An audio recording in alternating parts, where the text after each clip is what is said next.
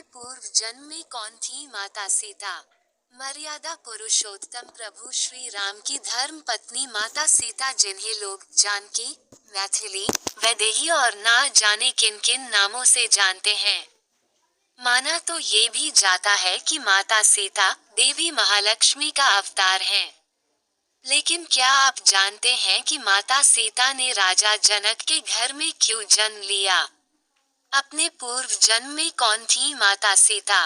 जब जब धर्म की हानि होती है और पाप बढ़ता है, तब तब भगवान धरती पर प्रकट होते हैं। ये संपूर्ण सृष्टि भगवती जगदम्बा की ही माया है। आज से कई वर्ष पूर्व त्रेता युग में एक समय भगवान श्री हरि विष्णु क्षीरसागर में योग निद्रा में लीन थे और देवी लक्ष्मी प्रभु के चरण दबा रही थीं।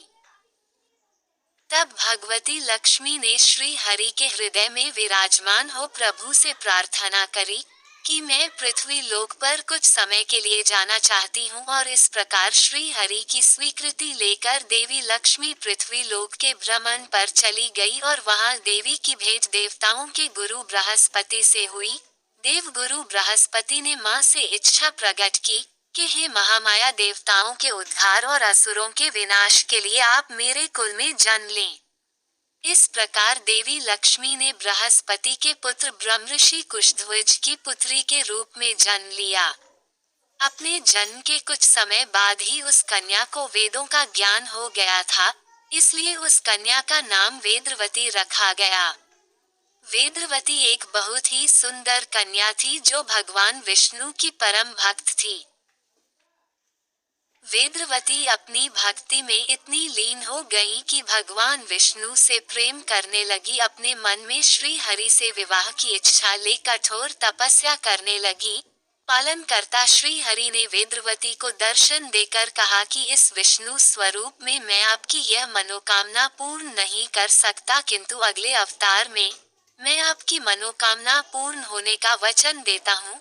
पर देवी वेदवती तो पुनः श्री हरि के ध्यान में लीन हो गई और फिर एक बार उस स्थान पर परम शक्तिशाली असुर रावण वहां से गुजर रहा था और उसकी नजर वेदवती पर पड़ी।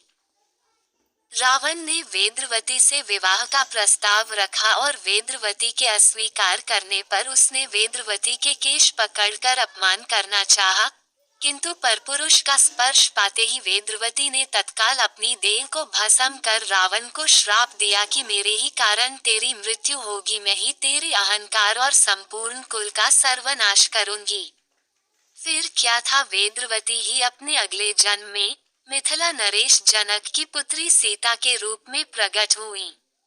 मिथिला नगर में भयंकर अकाल के कारण जब सूखा पड़ गया, तो वहां के दुख दूर करने मिथिला नगर में साक्षात भगवती लक्ष्मी स्वरूपा वेदवती ने अवतार लिया।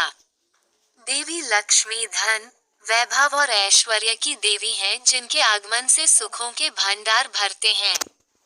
त्रिकला दृष्टि रखने वाले ऋषि मुनियों ने राजा जनक को सोने के हल से खेत जोतने को कहा, जहां मिट्टी के भीतर से सोने और मणियों से जड़े सूप में एक कन्या मिली जिनका नाम सीता रखा गया। राजा जनक की पुत्री होने के कारण माता सीता को जानकी नाम से भी संबोधित किया जाता है। उस कन्या के जन्म लेते ही वर्षा होने लगी और हरी हरी खेती सरसर लहराने लगी। राज्य में धन वैभव बढ़ता गया।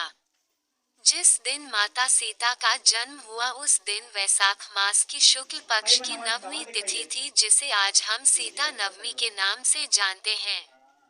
माता सीता के जन्म के कुछ समय बाद राजा जनक और रानी सुनैना के गर्भ से 3 कन्याओं ने जन्म लिया, जिनका नाम मांडवी, उर्मिला और श्रुतकीर्ति रखा गया। ये तीनों माता सीता की बहन थीं। आगे चलकर भगवान श्री हरि विष्णु ने अपने वचन अनुसार श्री राम के अवतार में सीता स्वयंवर में धनुष भंग कर माता सीता को अपनी पत्नी रूप में वरण किया। तो वहीं माता सीता की बहन मांडवी का विवाह श्री राम के भाई भरत, उर्मिला का लक्ष्मण और शत्रुघ्न का